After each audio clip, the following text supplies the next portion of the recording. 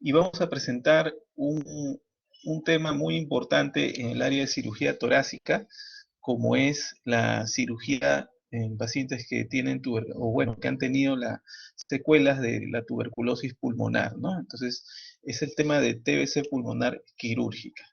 Soy el doctor Mardonio Euskadi, cirujano de tórax y cardiovascular del Hospital Almenara. Cualquier problema técnico, de repente si no me escuchan o no pueden ver las diapositivas o el video, me lo hacen saber, me interrumpen para poder corregir dichos problemas. ¿Ok? Entonces, vamos a empezar esta presentación. Voy a proceder a compartir mi pantalla y vamos a dar inicio a nuestra teoría.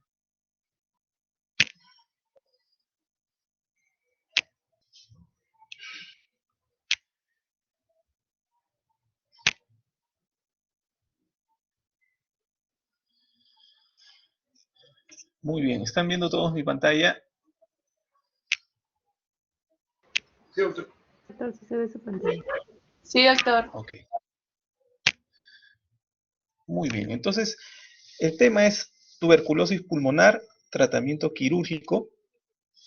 Y bueno, la tuberculosis es una enfermedad, como ustedes bien saben, infecciosa que es causada por el bacilo Mycobacterium tuberculoso. Se caracteriza por la formación de estos granulomas en los tejidos, principalmente a nivel pulmonar, pero también puede afectar otros órganos, ¿no? Como por ejemplo, ¿cuál es el órgano, o mejor dicho, cuál es la forma extrapulmonar más frecuente de la tuberculosis? A ver quién me dice, ¿alguno de ustedes sabe?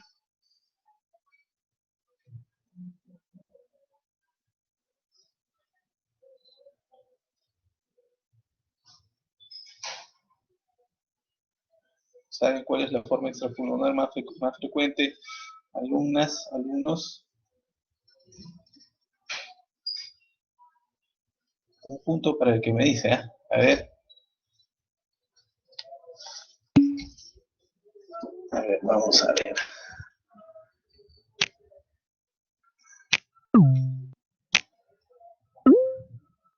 No es la intestinal. Es la ganglionar, estimados alumnos. Ganglionar, ¿ya? La tuberculosis ganglionar. Seguido, efectivamente, por la pleural, ¿ok? Seguida por la pleural. Muy bien. De curso crónico, esta enfermedad puede conducir definitivamente a la muerte si el paciente no recibe ningún tipo de tratamiento. El bacilo de Koch es el agente etiológico de esta enfermedad. Es un bacilo intracelular aerobio obligado, alta afinidad por el oxígeno, e induce una respuesta granulomatosa inflamatoria a nivel del huésped.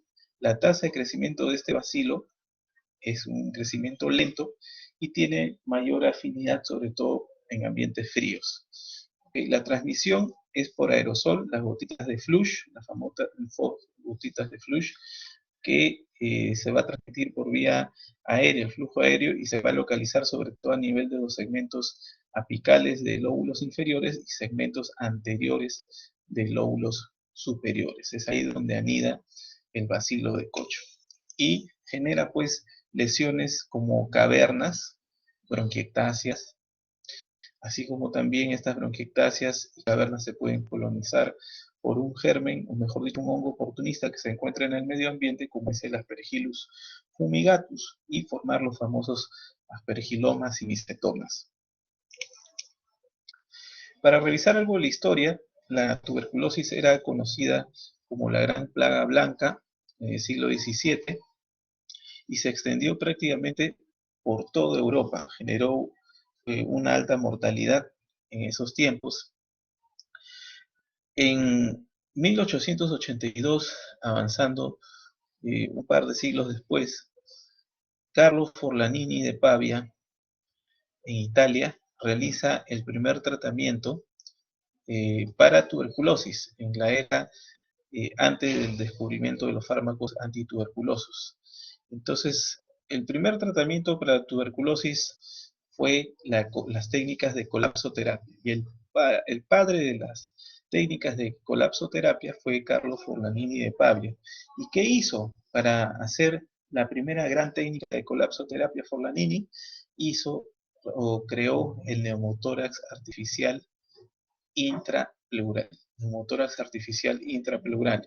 ¿En qué consistía esta técnica? Esta técnica consistía en las inyecciones repetidas de volúmenes de aire en jeringas grandes de esos tiempos, jeringas de 60 mililitros, para inyectarlas a nivel de la cavidad pleural donde se encontraban los pulmones, y por la presión del aire, este aire iba a generar un colapso de las cavernas, sobre todo localizadas a nivel de los segmentos apicales y también de los segmentos anteriores de los lóbulos superiores, ¿no?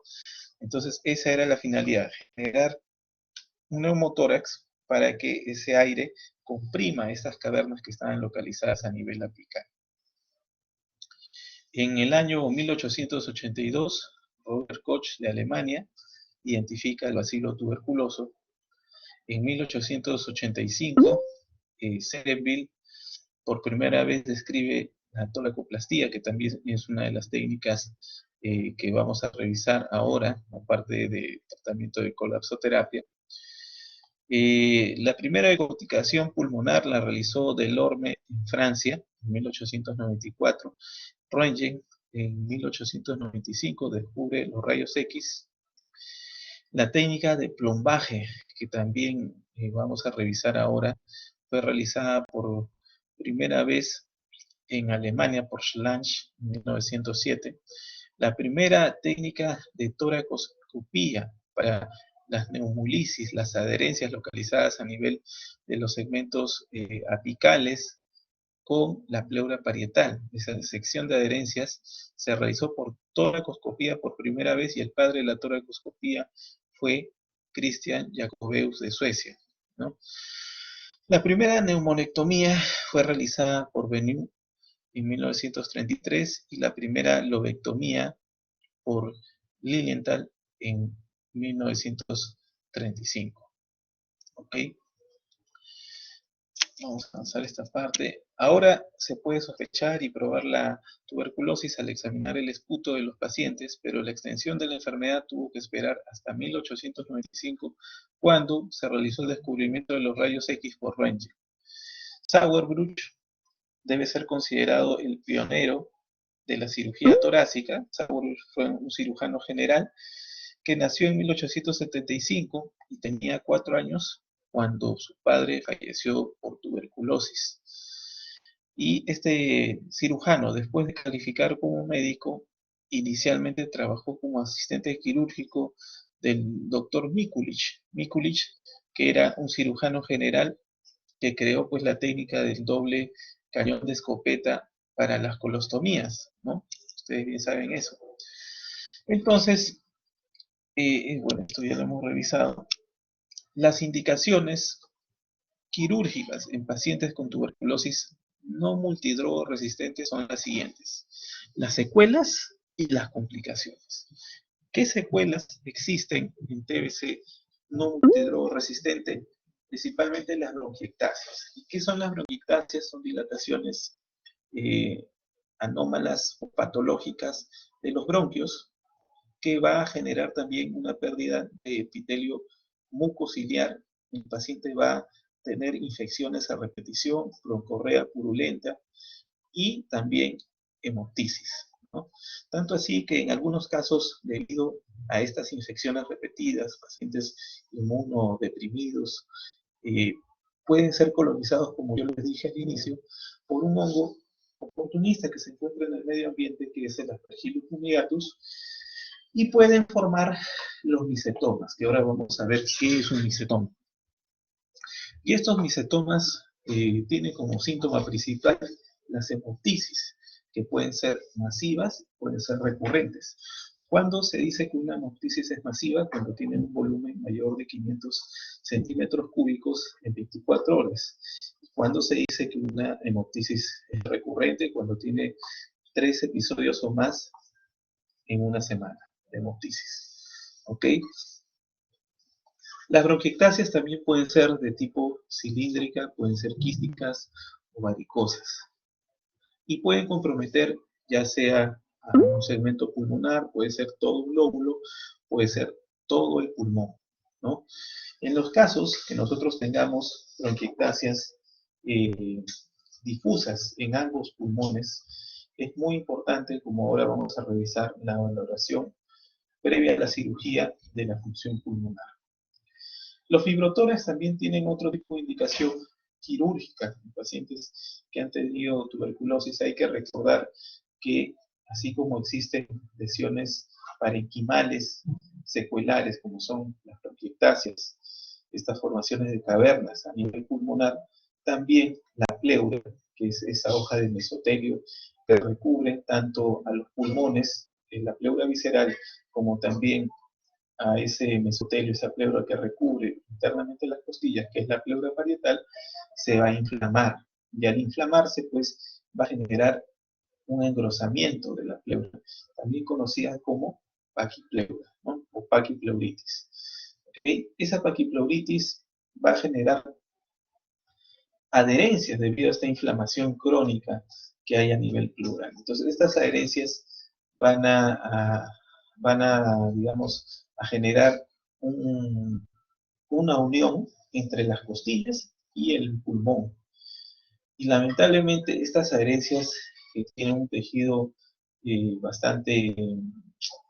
un tejido firmemente adherido a la pleura parietal, son muy sangrantes. Y es por eso que la mayor complejidad de cirugías en pacientes con TBC pulmonar que han tenido el antecedente es la liberación de las adherencias. Hay que liberar todas las adherencias que se han formado a nivel pulmonar entre la pleura parietal y el pulmón para recién poder nosotros realizar las cirugías resectivas, como pueden ser lobectomías, neumonectomías. ¿Okay?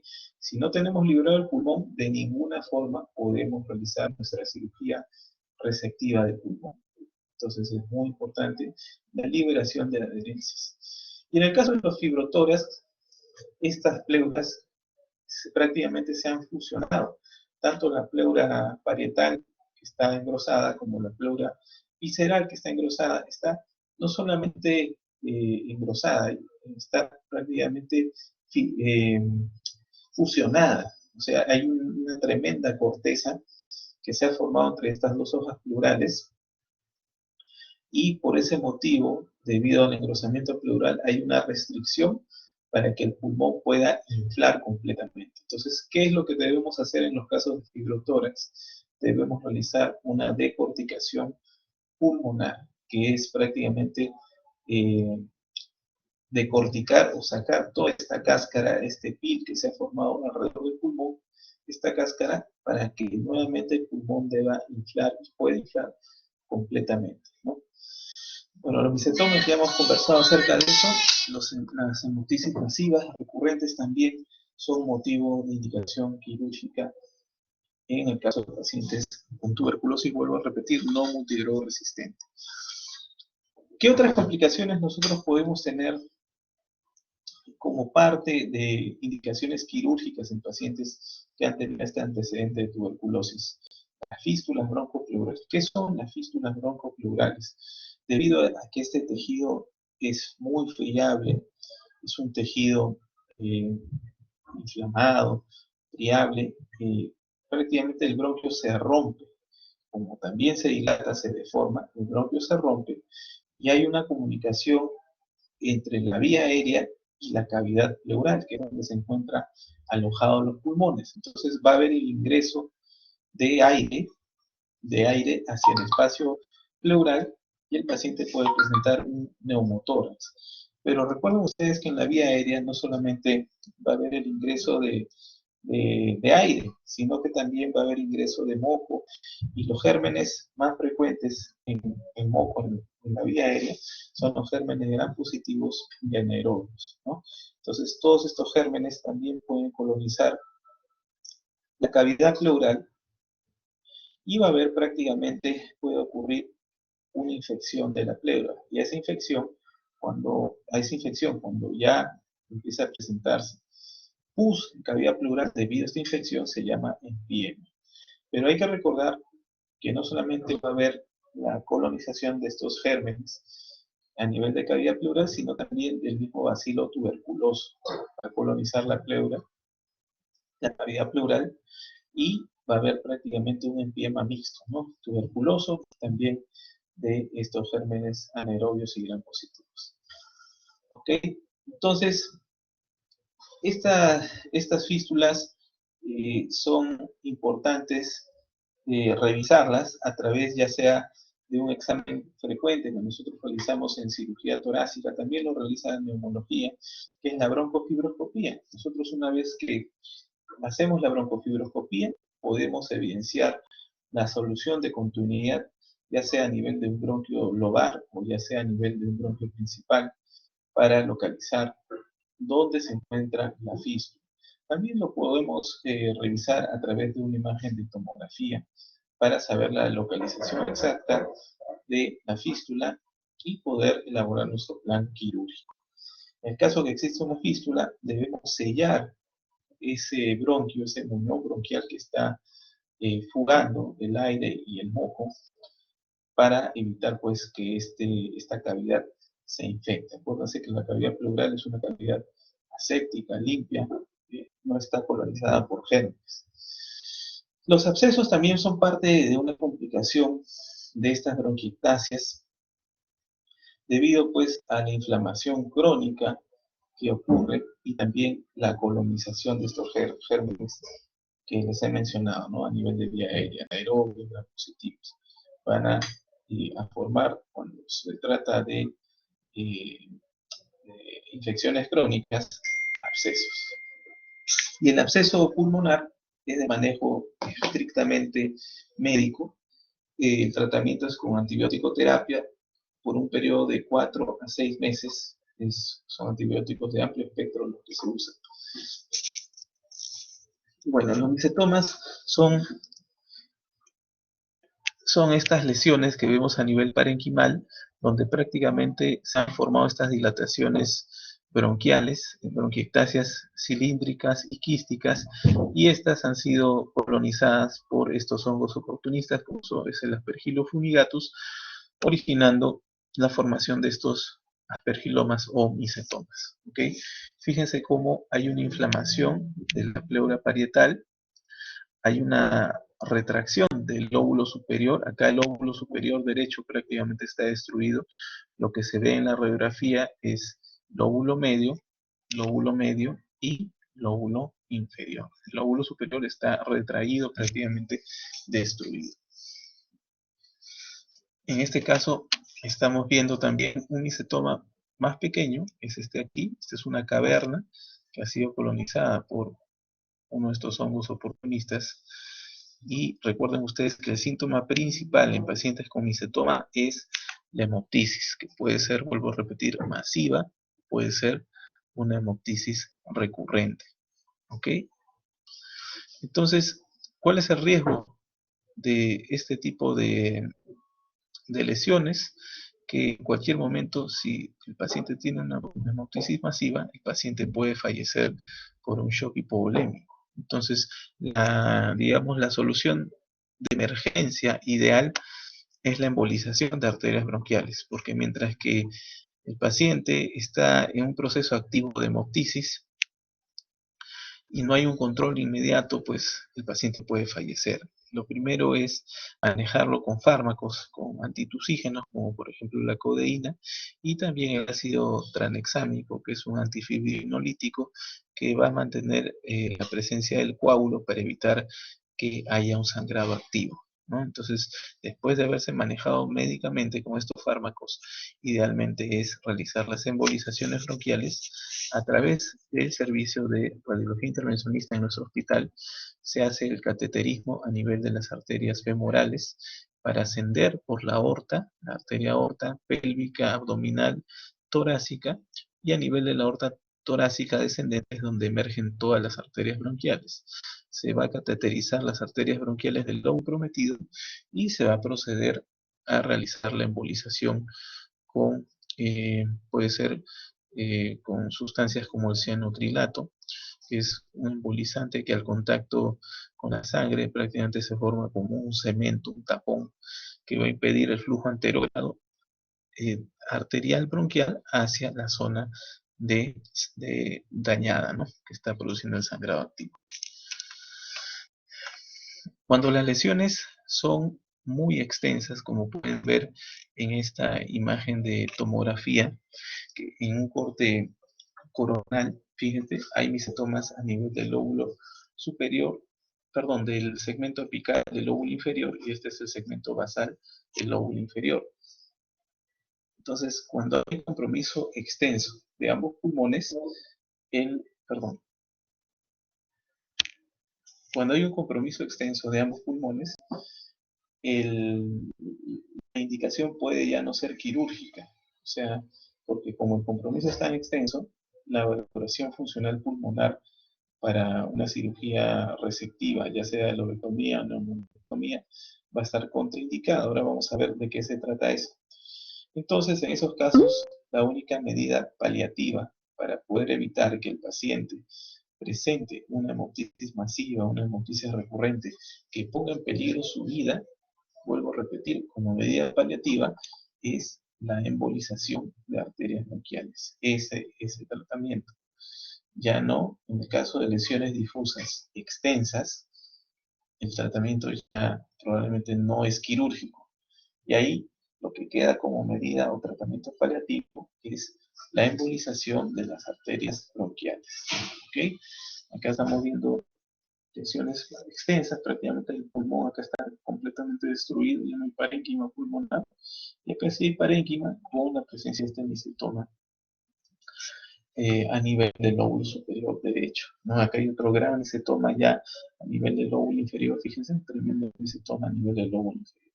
Y acá hay un misotoma que se puede visualizar en la radiografía de tórax, en el lóbulo superior izquierdo.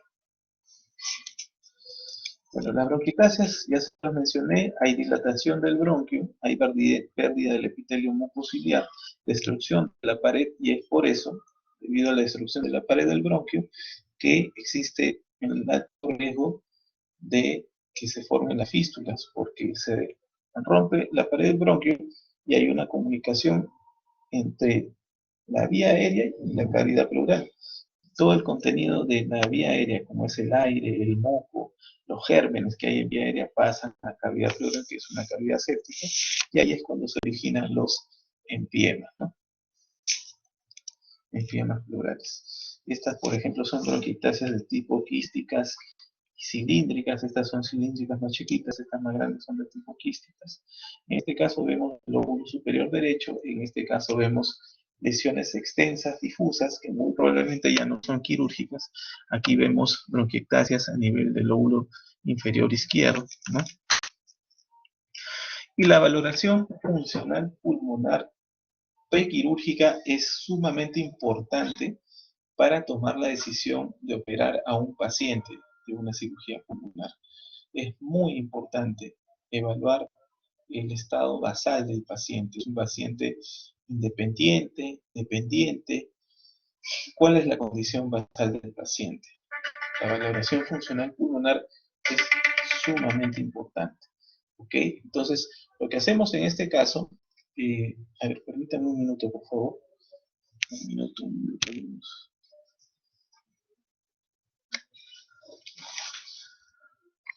Dime. Aló, estoy en clase, dime. No. Estoy en clase, sí, estoy en clase.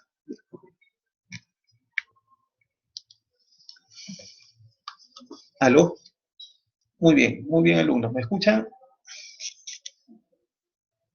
Sí, doctor.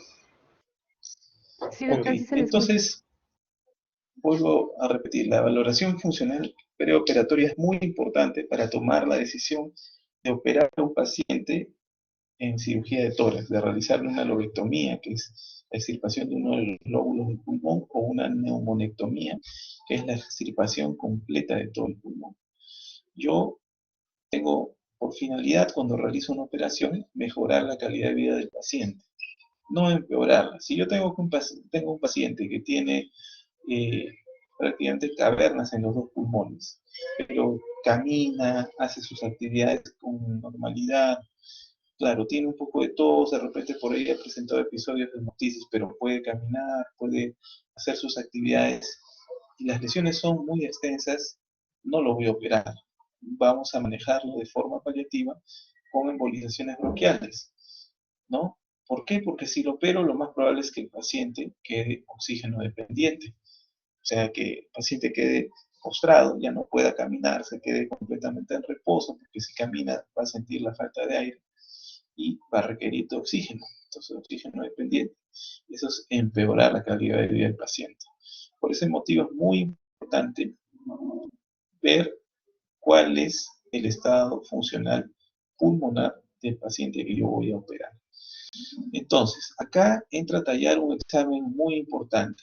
La historia clínica es fundamental para saber si el paciente ha tenido antecedentes de cirugía previa pulmonar, si el paciente ha tenido antecedentes de tabaquismo, si el paciente ha tenido antecedentes de embolizaciones bronquiales, si el paciente es alérgico a algún medicamento, ha tenido antecedentes de cirugías de corazón, eh, tiene antecedentes de problemas hematológicos.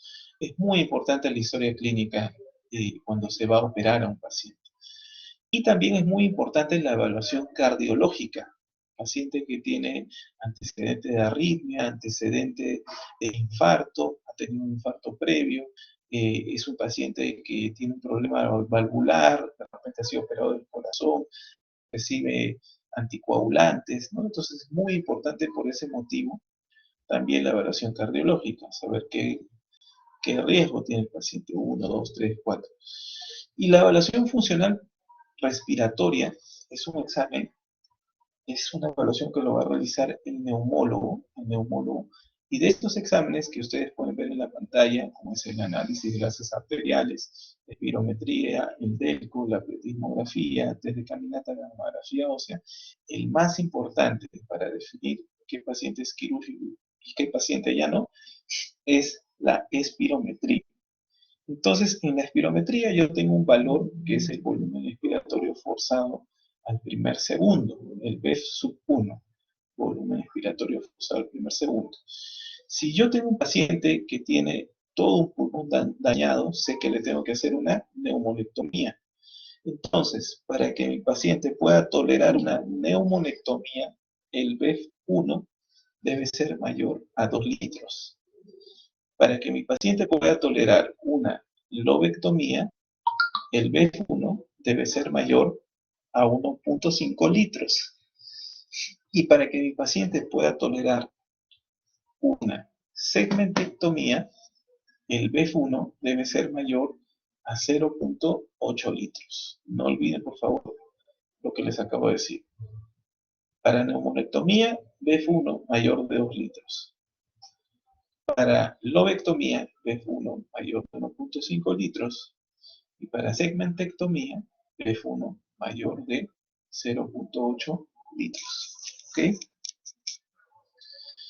Las técnicas quirúrgicas. Hay una era pre-streptomicina, antes del descubrimiento de los fármacos antituberculosos, antes de 1950, que fue representada por las técnicas de colapsoterapia y posterior al descubrimiento de los fármacos antituberculosos como isoniazida, streptomicina, rifampicina, se realizaron ya las técnicas de resección pulmonar depurada, ¿no? ¿Cuáles son los principios de las técnicas de resección pulmonar? Primero es remover el tejido enfermo, ¿ok? Remover el tejido enfermo, todas las cavernas afuera. Segundo, mantener la función pulmonar. Lo que les decía, la finalidad de la cirugía es mejorar la calidad de vida del paciente, no empeorarla. Si yo tengo un paciente que no tiene buena función pulmonar, no lo voy a operar. Simplemente manejo paliativo, ¿ok? No lo voy a dejar oxígeno dependiente. Y tercero, idealmente que el paciente no tenga tuberculosis activa, es lo ideal. Hay casos en los cuales hemos ingresado pacientes a operación con tuberculosis activa, obviamente en una sala especial para cirugía de pacientes con TBC activa. Las cirugías resectivas pulmonares son las que ya les he mencionado: lobectomías, extirpación de uno de los lóbulos, neumonectomías, segmentectomías. Un ser humano puede vivir con un solo pulmón, o sea, puede vivir con 2 lóbulos. Si se trata de una neumonectomía derecha, el ser humano puede vivir con 2 lóbulos. El pulmón izquierdo tiene 2 lóbulos.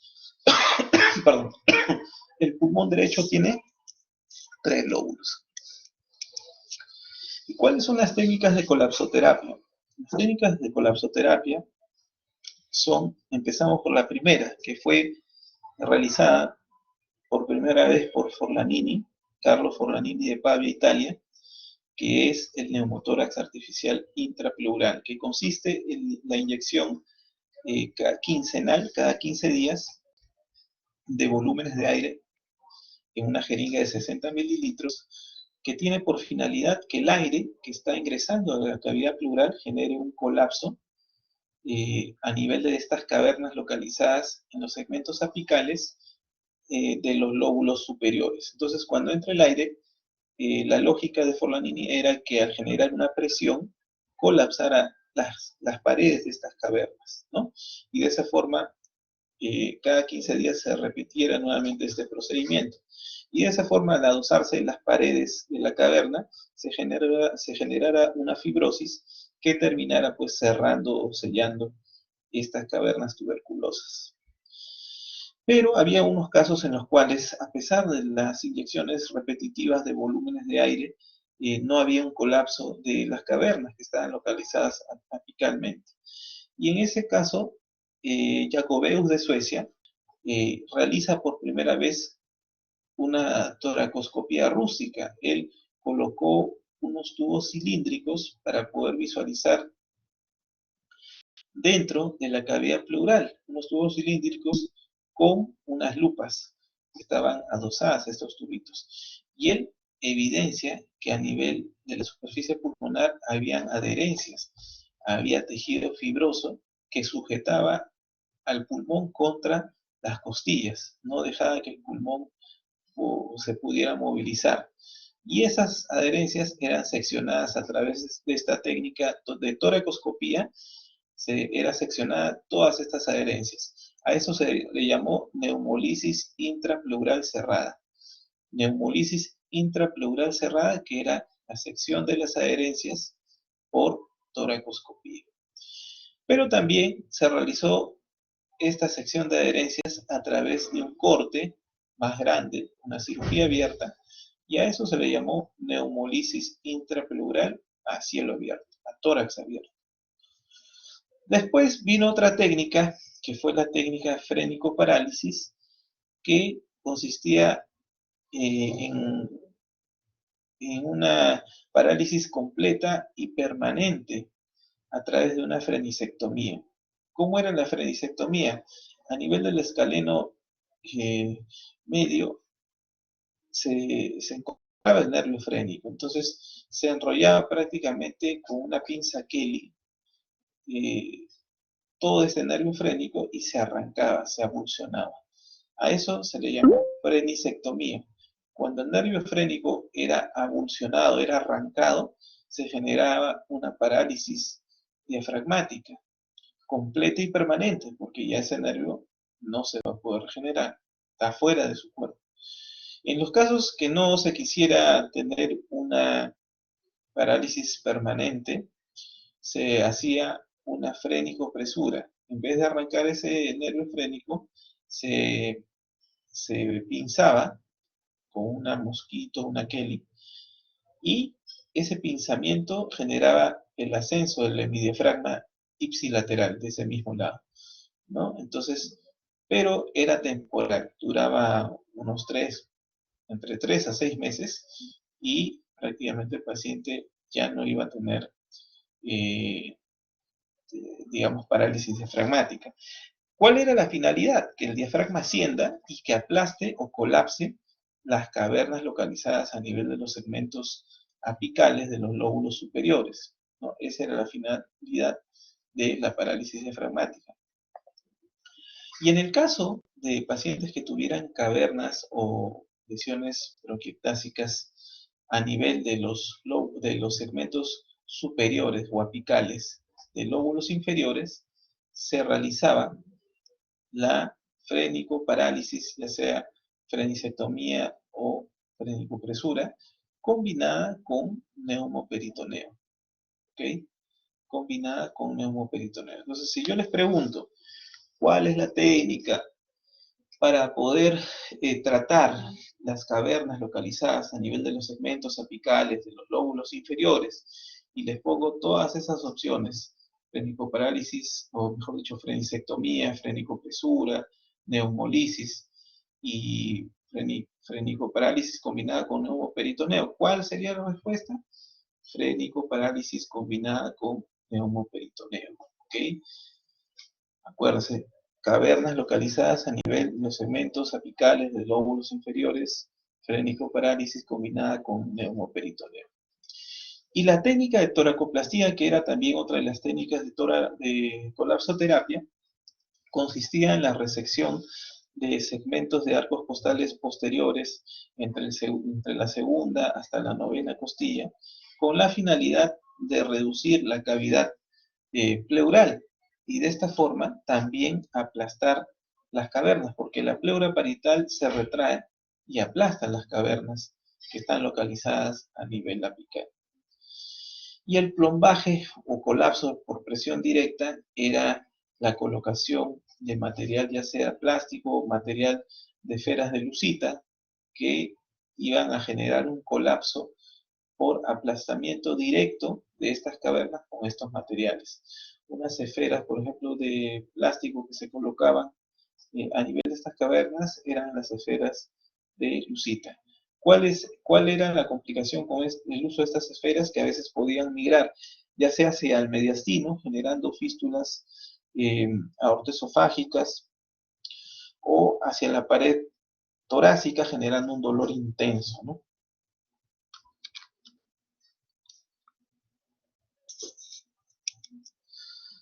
Muy bien, vamos a ver.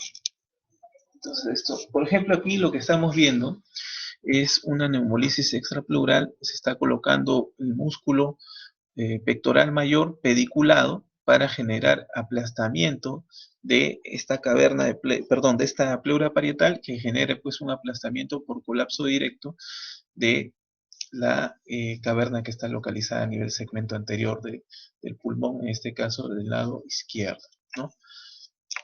Aquí lo que se está colocando, fíjense en esta imagen, es grasa prácticamente localizada en las nalgas, o grasa del abdomen, o un tumor de grasa como un lipoma, era colocado en cavidad pleural para que pudiera colapsar o aplastar estas cavernas localizadas, vuelvo a repetir, en los lóbulos superiores. Esta era la técnica de frenisectomía. Se enrollaba prácticamente el nervio frénico y al enrollarse o se arrancaba o se cortaba, ¿no? Entonces inmediatamente había una parálisis diafragmática permanente, ¿no? En este caso el lado derecho. ¿Y cuáles son las indicaciones de toracoplastía? Las siguientes: cavernas del lóbulo superior, enfermedad fibrocaseosa extensa, tuberculosis bronquial con caverna en una zona de atelectasia, y cuando un neumotórax artificial ha sido inefectivo o abandonado precozmente, o como método compensatorio o cirugía de resección. Entre las técnicas de toracoplastías más usadas era, por ejemplo, esta de Brauer-Friedrich, que era una toracotomía en forma de U. Fíjense cómo se ha hecho una toracotomía en forma de U. Acá ha habido pues sección de músculos como por ejemplo trapecio, romboides, el dorsal ancho, el serrato, el músculo pectoral mayor. Entonces toda la región torácica, dorso, lateral y anterior era prácticamente seccionada. Y fíjense el tremendo dolor que sentiría este paciente, ¿no? Este es un elevador de escápula para poder visualizar las costillas que están localizadas a partir de la segunda, tercera, cuarta costilla, y poder resecar estos segmentos de arcos costales posteriores para poder realizar el toracoplastía. O sea, prácticamente se reduce el tamaño de la cavidad pleural y de esa forma genera pues que la pleura parietal se retraiga y aplaste a la caverna pulmonar. Esta es una toracoplastía paravertebral. Fíjense cómo se posicionaba el paciente en decúbito lateral, casi semisentado. y la incisión era paravertebral. Acá también se seccionaba pues trapecio, romboides, dorsal ancho, y tenía por finalidad la misma técnica, ¿no? Resecar arcos costales posteriores a partir del segundo hasta el noveno arco costal posterior. Se resecaban entre 1 a 3 centímetros de segmentos costales posteriores y se volvían a unir la costilla que había quedado a través de nudos de alambre. Fíjense, era una cirugía deformante, pues a estos pacientes, cuando se les hacía toracoplastías, generalmente se les generaba una escoliosis, como ustedes pueden ver, ¿no? Toda la columna, en este caso las vértebras torácicas, eran traccionadas hacia un lado, una escoliosis, ¿no? Acá se ha hecho una toracoplastía porque el paciente ya no tiene prácticamente, o el pulmón derecho ha sido completamente destruido, y prácticamente para aplastar esas cavernas han tenido que hacer toracoplastía, ¿no? Acá igualmente, acá probablemente unas cavernas a nivel apical del lóbulo superior izquierdo, que ha tenido que generar pues una toracoplastía para aplastar estas cavernas. Ahí también tenemos imágenes de toracoplastía. Fíjense, una cirugía deformante porque prácticamente se le genera a todos los pacientes una escoliosis, ¿no? A nivel de la columna dorsolumbar. El colapso por presión directa, como les mencioné, se realizaba a través de la técnica de plombaje, que era un espacio creado quirúrgicamente con relleno no reabsorbible, y con ese relleno, como por ejemplo se usaba parafina, alcohol polivinil, lucita, que era la más frecuente que se usaba, las esferas de lucita, polimetacrilato de metilo, etc. Y se hacía principalmente en lesiones en el lóbulo superior, con cavernas centrales, en pacientes que estaban en mal estado general, que bueno, no iban a tolerar una cirugía resectiva pulmonar, o lesiones difusas en ambos lóbulos superiores, bilaterales, asociados a un procedimiento colapsoterápico, o pacientes con capacidad respiratoria reducida. Estas eran las esferas de lucita, esta era la técnica de plombaje.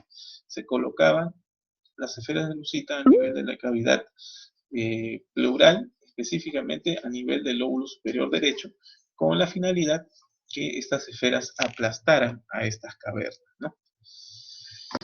Ahí ven cómo eran colocadas en la tomografía a nivel de esta cavidad. ¿Cuál era el riesgo? Pues que se horadara la mucosa del esófago, de la vena cava, y se generaran fístulas, ¿no? Aortopleurales o cabopleurales o esófagos pleurales, hacia el mediastino, hablando específicamente. Fíjense, ahí se colocaban también esferas de plástico encerradas como si fuera una especie de Gorotex, quedaban confinadas dentro de esta bolsa de Gorotex. ¿Cuáles son las complicaciones de la toracoplastía? En el acto operatorio pueden ocurrir perforaciones pleurales, lesiones vasculares. Acuérdense que a nivel de los segmentos pulmonares apicales vamos a tener a la vena, a la arteria subclavia, tenemos también a plexo braquial, y por ese motivo podría haber también lesiones nerviosas y vasculares, ¿no? Y el shock operatorio, obviamente, de una lesión vascular arterial incontrolable, el paciente podía fallecer, ¿no? Estas son las adherencias que yo les he mencionado. Esto es una vista toracoscópica.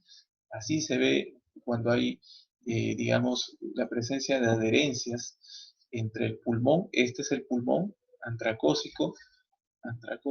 Fíjese, pulmón antracótico, paciente que vive en la capital, expuesto al humo de contaminante de los vehículos. Y fíjense cómo se ha generado toda esta fibrosis que sujeta el pulmón y lo confina a estar unido a las costillas. Fíjense, estas son las costillas. Estas adherencias son altamente sangrantes. Su flujo es arterializado, entonces hay que fulgurar, hay que cauterizar bien en las adherencias al momento de liberarlas para que no sangren, ¿no? Para que no generen un sangrado excesivo posoperatorio. ¿Okay? Entonces, una vez que se liberan las adherencias, el pulmón cae como debe ser. Y esta es una tomografía de un paciente que tiene un fibrotórax, acá se genera un engrosamiento de la pleura visceral. Este pulmón que ven aquí, todo esto negro es el pulmón derecho, está atrapado, y acá también se ha formado pues, fibrina, pus probablemente, y el engrosamiento de la pleura parietal, ¿no? Engrosamiento de la pleura parietal. Este es un fibrotórax, pulmón atrapado, y acá lo que hay que hacer es decorticar, quitar toda esa cáscara que recubre al pulmón, toda esa pleura visceral engrosada, esa paquipleura visceral, y si hay líquido purulento debajo de esa cavidad, de esa pleura parietal, perdón, pleura visceral engrosada, hay que aspirar todo ese líquido purulento. Y posteriormente, después de haber decorticado, de haberle quitado toda esa cáscara, hay que pedir al anestesiólogo que infle, le meta más presión al pulmón para que pueda insuflar, y lo liberamos al pulmón de ese atrapamiento, ¿no? El pulmón está atrapado porque esta paquipleura gruesa, fibrosada, dura, no le permite inflar completamente. Una vez que se quita toda esta cáscara, el pulmón va a poder expandir, inflarse nuevamente, como debe ser. En los casos de emfiemas pleurales crónicos, muchos de ellos asociados a fístulas broncopleurales crónicas, que lamentablemente ya no se pueden cerrar. En algunos casos hay una inflamación y una infección crónica que es resistente a los antibióticos, y que lamentablemente quirúrgicamente ya no tienen solución quirúrgica, porque el compromiso del muñón bronquial es muy extenso. El paciente queda con la fístula, queda también con esa infección de la pared, la cavidad pleural. Y en estos casos tenemos que realizar esta, la creación de una ventana pleural, que es una fístula pleurocutánea entre la cavidad pleural y la piel, ¿no? Se resecan dos segmentos de arcos costales laterales para poder realizar esta ventana, que, como vuelvo a repetir, es una comunicación entre la cavidad pleural donde se encuentran los pulmones y la piel, ¿no? El espacio atmosférico. Entonces, a través de esta ventana pleural se van a poder realizar lavados de esa cavidad infectada, o la limpieza también con gasa, con yodo, ¿no? Para poder permitir que todo ese material purulento de pared, y también que sigue drenando a través de esa fístula broncopleural, pueda ser evacuado hacia afuera y no se coleccione, ¿no? Ya que si no existiera esto, pues el paciente puede terminar en una sepsis que puede comprometer la vida de nuestro paciente. Entonces, estas ventanas pleurales son usadas para emfiemas crónicos asociados a fístulas broncopleurales que lamentablemente ya no pueden ser resueltas quirúrgicamente. Bueno, en el caso de los pacientes con tuberculosis multidrogoresistente o XDR, el rol de la operación de la cirugía torácica es la resección de lesiones localizadas. Es resección o extirpación de lesiones localizadas. Por ejemplo, si hay todo un lóbulo comprometido o si hay todo un pulmón comprometido. Pero si yo tengo ambos pulmones comprometidos, vuelvo a repetir, muy probablemente el paciente ya no es quirúrgico. Tiene que haber un tratamiento preoperatorio antes de la cirugía con fármacos antituberculosos por lo menos unos 3 meses. Si son 2 meses, todavía no podemos operar al paciente. Hay que esperar por lo menos 3 meses de tratamiento antituberculosos, entre 3 a 6 meses, para poder brindar la indicación quirúrgica. De preferencia que el BK sea negativo y los cultivos también sean negativos. Es lo ideal, pero hay casos, como les dije, en los cuales operamos también pacientes con vaciloscopías positivas todavía, ¿no? Pero recuerden ustedes, el tratamiento preoperatorio antituberculoso farmacológico debe ser por lo menos de 3 meses, debe haber recibido 3 meses por lo menos de tratamiento. Y recuerden que la cirugía va dirigida a las secuelas. Y después de la cirugía, el paciente también debe recibir tratamiento posoperatorio, ¿ok? Mayor a un año. El tratamiento posoperatorio debe ser mayor a un año, entre 1 a año y medio, ¿no? Debe ser mayor a un año. No significa que una vez que se opera, ya me olvido de que ya estoy sano. No, no es así. Efectivamente, digamos, la sinergia entre la terapia farmacológica y la cirugía prácticamente llega a una cura mayor al 85% en pacientes multidrogoresistentes. Pero el principio después de la cirugía es que el paciente siga recibiendo su tratamiento antituberculoso por lo menos año y medio. Es lo ideal después de la operación, para que no haya ninguna recaída, ninguna recidiva después de haber sido sometido a cirugía. Y lo otro es preservar la función pulmonar, que ya se los he repetido hasta el cansancio. El paciente debe mejorar la calidad de vida, no empeorar. Si ya no es candidato a cirugía por una pobre reserva funcional pulmonar, ya no hay que forzar las cosas, ya no tiene indicación quirúrgica.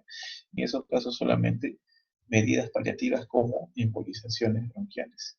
¿Cuál es el objetivo de la cirugía? Disminuir la carga basilar en estas lesiones cavitadas para evitar las recaídas. En esas cavernas hay bacilos tuberculosos. Por ese motivo se deben extirpar esos lóbulos comprometidos para evitar recaídas a futuro. Esto ya lo hemos revisado, vamos a avanzar. Y las complicaciones en cirugía de tuberculosis, también ya se los he mencionado: sangrado por lesiones vasculares, lesiones a nivel de arteria, vena subclavia, lesiones a nivel de los vasos intercostales, arterias intercostales, lesiones a nivel de los grandes vasos, como puede ser la aorta, puede ser la vena cava, arteria pulmonar, venas pulmonares. Recordar que en tuberculosis toda la superficie pulmonar va a estar pegada, adherida a las costillas, y esa liberación de esas adherencias que se mencionó, que son sumamente sangrantes, son las que dificultan inicialmente la técnica quirúrgica. Hay que liberar las adherencias para después de ello visualizar el hilio pulmonar, donde se encuentra el bronquio, ya sea lobar o bronquio principal, donde se encuentra la arteria pulmonar y sus ramas, donde se encuentran las venas pulmonares. ¿Okay? La infección, porque obviamente de por sí el paciente ya está infectado por el bacilo tuberculoso, pero también en los casos, por ejemplo, de fístulas broncopleurales hay una colonización de una flora mixta, con gérmenes gram positivos y anaerobios. Empiemas, por eso mismo también, de las fístulas broncopleurales, que van a infectar la cavidad pleural, ocasionando que se forme pus, los empiemas. Fístulas broncopleurales y muerte. Muy bien, estimados alumnos. ¿Hasta ahí alguna pregunta?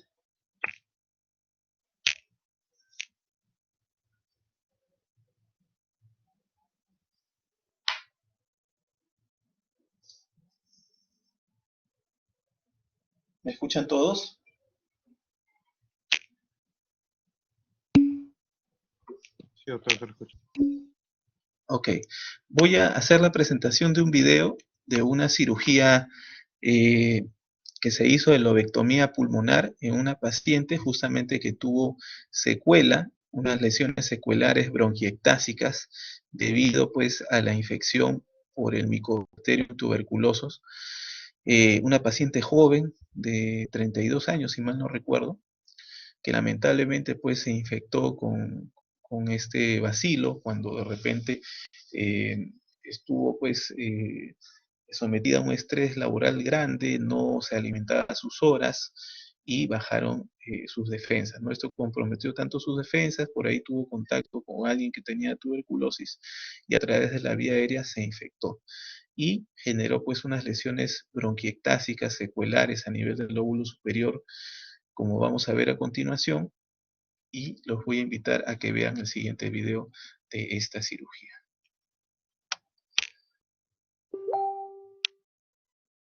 ¿Pueden ver mi pantalla? Sí, doctor. Ok, entonces vamos a presentar este video, que es una cirugía de lobectomía pulmonar en una paciente que tuvo antecedente de tuberculosis pulmonar, que le produjo unas lesiones secuelares, unas bronquiectasias, y que tenía como síntoma principal la hemoptisis masiva, y también infecciones infecciones a repetición, broncorrea purulenta. Ok, vamos a presentar este caso. Me avisan por favor si no se escucha el audio. Hola amigos, los saluda el doctor Mardonio Uzcategui y hoy realizaremos una de las grandes cirugías torácicas, una lobectomía pulmonar. Es una paciente joven de 32 años que se infectó con tuberculosis pulmonar y este bacilo destruyó sus pulmones, causándole cavernas, huecos en los pulmones.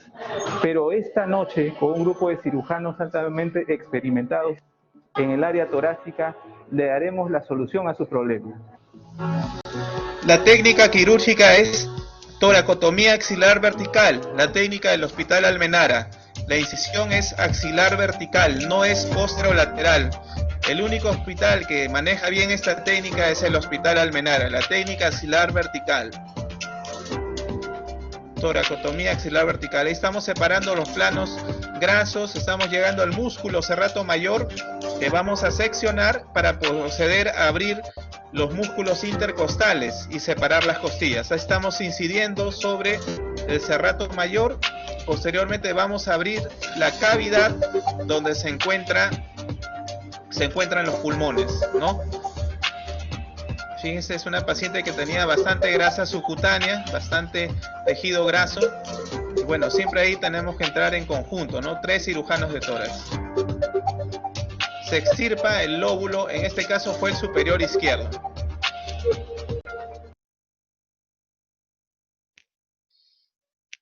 Entonces, en esto consistió la cirugía. Yo les agradezco a ustedes por su atención, alumnos. No sé si hay alguna pregunta.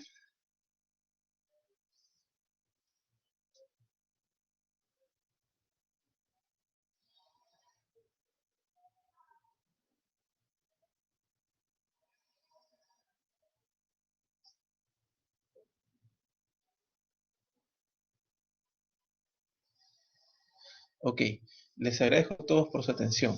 Muy buenas tardes.